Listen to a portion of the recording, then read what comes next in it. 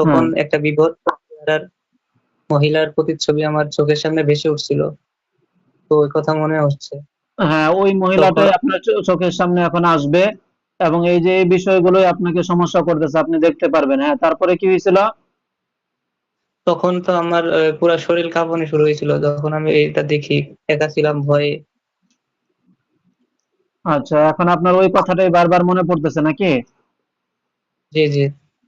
হ্যাঁ, দেখেন তো আপনার চোখের সামনে ওই মহিলাটাকে দেখতে পাচ্ছেন কিনা, যে আপনাকে সমস্যা করছিল বা যে সমস্যাগুলো হয়েছিল এগুলো দেখা যাইতেছে কিনা। খুব মনোযোগ দিয়ে খেয়াল করেন, ইনশাআল্লাহ সব দেখতে পারবেন।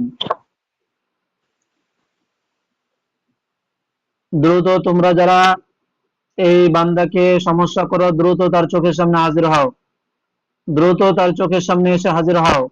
পৃথিবীর যে কোনো প্রান্তে থাকো, উত্তর দক্ষিণ পূর্ব পশ্চিম, পাহাড়ে পর্বতে, আসমানে জমিনে, আশেপাশে জঙ্গলে, যে কোনো জায়গায় থাকো, দ্রুত তার চোখের সামনে এসে হাজির হও। বিসমিল্লাহি আল্লাহু আকবার। কি দেখা যাইতেছে ভাইজান?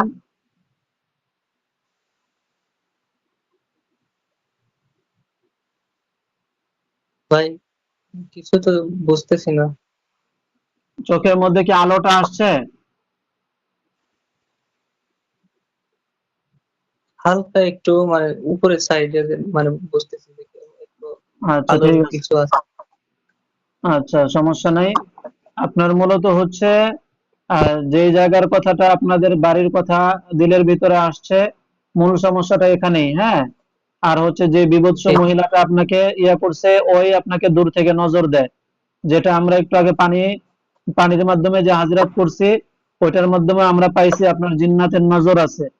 ঠিক আছে, আর এখনো আল্লাহ তাআলা আপনার দিলের ভিতরে এলকা করে দিছেন, আপনার কলবের ভিতরে ঢেলে দিছেন যে আপনাদের ওই বাড়িতে এবং এই জিন্নাতের এই সমস্যাটা আপনার মধ্যে আছে, এবং সেই আপনাকে মাঝে মধ্যে দূর থেকে সমস্যা করে, কাছে আসে না। জি, জি। চোখ হুম। খুলবো? হ্যাঁ, বিসমিল্লাহ আল্লাহু আকবার, চোখ খুলে ফেলেন।